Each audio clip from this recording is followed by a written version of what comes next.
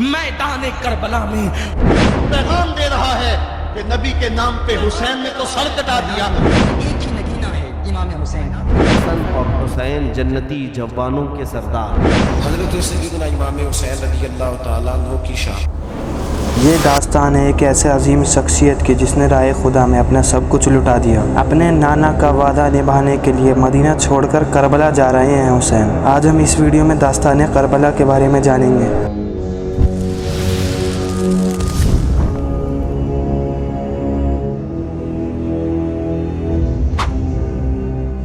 जब हज़रत अमीर माविया रज़ियल्लाहु ताला अन्हु के बाद यजीद हाकिम वक्त बना और तख्तो ताज उसके कब्ज़े में आए तो उसने लोगों पर बेइंतहा जुल्म किया। और जब उसने सुना कि इमाम हुसैन मदीने में मौजूद हैं तो उसने मदीने के हाकिम के पास ये खबर भिजवाई कि हुसैन से कहो कि वो मेरी बैयत करे। जब ये खबर इमाम हुसैन ने सुनी तो उन्होंने बैयत से साफ साफ इनकार कर दिया, क्योंकि यजीद के फैसले हमेशा इस्लाम के खिलाफ होते थे। और जाहिर सी बात है कि इमाम हुसैन का वो नूरानी हाथ यजीद के गंदे हाथों में कैसे आ सकता था। इमाम हुसैन ने जैसे ही उसकी बैयत करने से इनकार कर दिया तो यजीद गुस्से से उबल गया और उसने इमाम हुसैन को कत्ल करने के मंसूबे बनाए। इमाम हुसैन नहीं चाहते थे कि उनके नाना के शहर मदीना में किसी का खून बहे।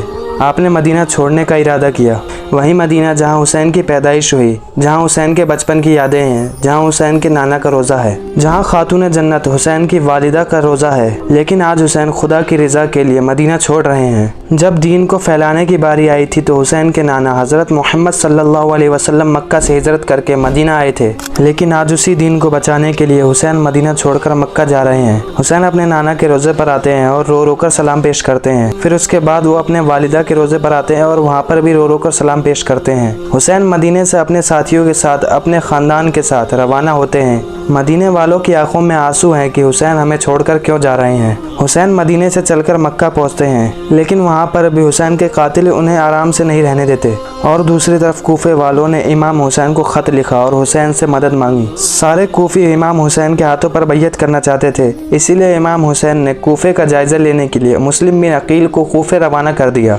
जब मुस्लिम बिन अकील वहाँ पर पहुँचे तो आपने देखा कि यहाँ के लोग तो हुसैन से बड़ी मोहब्बत करते हैं और वो चाहते हैं कि हुसैन यहाँ पर आएँ। इसीलिए मुस्लिम बिन अकील ने इमाम हुसैन को ख़त लिखा कि कूफे के हालात बहुत अच्छे हैं और सारे कूफी आपका इंतज़ार कर रहे हैं। जब यह खबर यजीद तक पहुँची कि मुस्लिम बिन अकील कूफे आए हैं और सारे लोग उनके हाथों पर बैयत कर रहे हैं तो उसने कूफे के लोगों पर जुल्म करना शुरू कर दिया, जिसकी वजह से सारे कूफी बगावत कर बैठे। हज़रत मुस्लिम बिन अकील ने अपनी जान बचाने की खूब कोशिश की ताकि वो एक और ख़त लिख कर इमाम हुसैन को कूफे आने से रोक दे, लेकिन अब बहुत देर हो चुकी थी। इमाम हुसैन अपने काफिले के साथ कूफे की तरफ रवाना हो चुके थे और इधर यजीद ने हज़रत मुस्लिम बिन अकील और उनके 2 बेटों को शहीद कर दिया। इमाम हुसैन का काफिला जब दरिया के पास पहुंचा तो सबने पानी भरा। इमाम हुसैन अपने साथियों के साथ आगे बढ़े ही थे कि यजीद की फौज ने उनका रास्ता रोक लिया। इस फौज का सिपह सालार हज़रत हुर थे। हुर ने इमाम हुसैन का रास्ता रोका और कहा कि आप यजीद की बैयत कर लो, हम आपका रास्ता छोड़ देंगे। इमाम हुसैन ने फिर इनकार किया। हुर के दिल में अहले बैत की मोहब्बत कूट कूट कर भरी थी,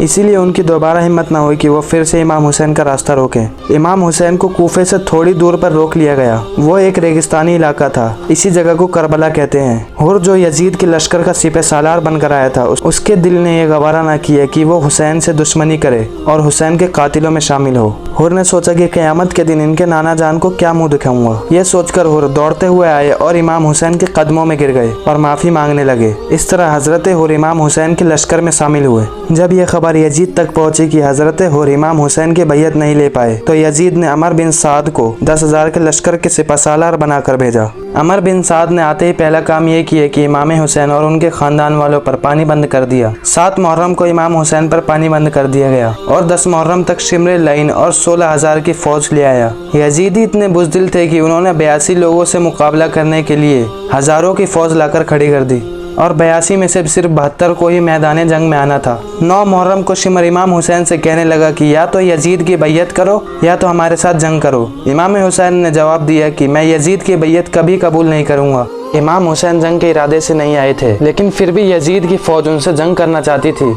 बस यजीदियों ने इमाम हुसैन के साथ जंग का इरादा कर लिया। इमाम हुसैन ने कहा कि आज की रात हम अल्लाह ताला की इबादत करेंगे। जैसे ही 10 मुहर्रम का दिन आता है, पहले आपने फजर की नमाज अदा की, उसके बाद जंग की तैयारी शुरू हुई। दिन जुमे का था। कभी हजरत हुर शहीद होते हैं तो कभी ओनो मोहम्मद शहीद होते हैं। जैसे ही हम शबीह रसूल अली अकबर हुसैन के बड़े बेटे मैदान में जाते हैं तो किसी भी यजीदी में इतनी हिम्मत नहीं थी कि वो सामने से आकर अली के शेर का मुकाबला कर सके। अली अकबर ने यजीदियों के छक्के छुड़ा दिए। बाद में यजीदियों ने अपना बुज़दिल वाला रंग दिखाया और दूर जाकर अली अकबर पर तीरों की बारिश कर दी। एक तीर अली अकबर की गर्दन पर आकर लगा और वो शहीद हो गए। हुसैन के साथ करबला के मैदान में उनके 4 भाई और थे, अबू बकर इब्ने अली, उमर इब्ने अली, उस्मान इब्ने अली और अब्बास इब्ने अली। हजरत अली ने इनका नाम अपने यारों के नाम पर रखा था। धीरे धीरे करके सब शहीद हो गए, कभी अली असगर तो कभी अली अकबर। जब अब्बास पानी लेने गए तो पहले अपने दोनों बाजू कटाए, फिर गर्दन कटाई और शहादत का जाम पी लिया। हुसैन के एक और बेटे थे जिनका नाम जैनुल आबुद्दीन था। ये सख्त बीमार थे, इसीलिए इमाम हुसैन ने जंग में जाने की इजाजत नहीं दी और कहा कि बेटे अभी तुम्हारा इम्तिहान बाकी है, अभी तुम्हें अपनी बहनों और माँ के साथ कैदी बनकर यजीद के दरबार में जाना है। इतना कहकर हुसैन ने सबको अलविदा कहा और अली की तलवार हाथों में लेकर रसूलुल्लाह सल्लल्लाहु अलैहि वसल्लम के घोड़े पर सवार होकर मैदान करबला में पहुंचते हैं। यजीदियों ने इमाम हुसैन से कहा कि ए हुसैन जल्दी से जंग करो, हमें जुमे की नमाज पढ़ने जानी है। यहाँ पे तो आले रसूल को कत्ल करके जाएंगे, लेकिन नमाज में ये पढ़ेंगे अल्लाहुम्मा सल्ली अला मुहम्मद व अला आलि मुहम्मद, यानी आले रसूल पर दुरूद भेजेंगे। इतना सुनने के बाद हुसैन ने तलवार हवा में लहराई। ऐसा लगता था कि अली मैदान में आ गए हैं। यजीदियों के पास भागने के सिवा कोई रास्ता नहीं था। यजीदी दूर जाकर इमाम हुसैन पर तीरों की बारिश करने लगते हैं। अब इमाम हुसैन घायल हो चुके थे और नमाज का वक्त भी हो चुका था। आप घोड़े की जीन से जमीन पर आते हैं और तपते हुए गर्म रेत से तयम्मुम करते हैं और नमाज अदा करने लगते हैं। शिमर ने सोचा कि यही सही मौका है हुसैन का सर कलम करने का। बस वो खंजर लेकर जाता है और इमाम हुसैन के सिर को कलम कर देता है और इमाम हुसैन अपने नाना का वादा निभाने में कामयाब हो जाते हैं। एक मर्तबा अल्लाह के रसूल सल्लल्लाहु अलैहि वसल्लम अरफात के मैदान में खड़े थे। एक शख्स आया और कहने लगा कि ए अल्लाह के रसूल सल्लल्लाहु अलैहि वसल्लम, फुला शख्स लब्बैक की सदाई लगाता हुआ हज करने के लिए आ रहा था, लेकिन ऊंट से गिरने की वजह से उसकी गर्दन की हड्डी टूट गई और वो शहीद हो गया। इसके लिए क्या हुक्म है? प्यारे आका ने फरमाया कि उसे एहराम में ही कफन दिया जाए और फरमाया कि कल क़यामत के दिन जब ये उठाया जाएगा तो उसके लबों पर अल्लाहुम्मा लब्बैक की सदाएं होंगी। इस फरमान को सामने रखने के बाद देखा जाए तो कातिल ने हुसैन इब्ने अली का सर सजदे की हालत में काटा था। क़यामत के दिन और लोग तो अपनी कब्र से उठाए जाएंगे, लेकिन हुसैन का सर सजदे से उठाया जाएगा।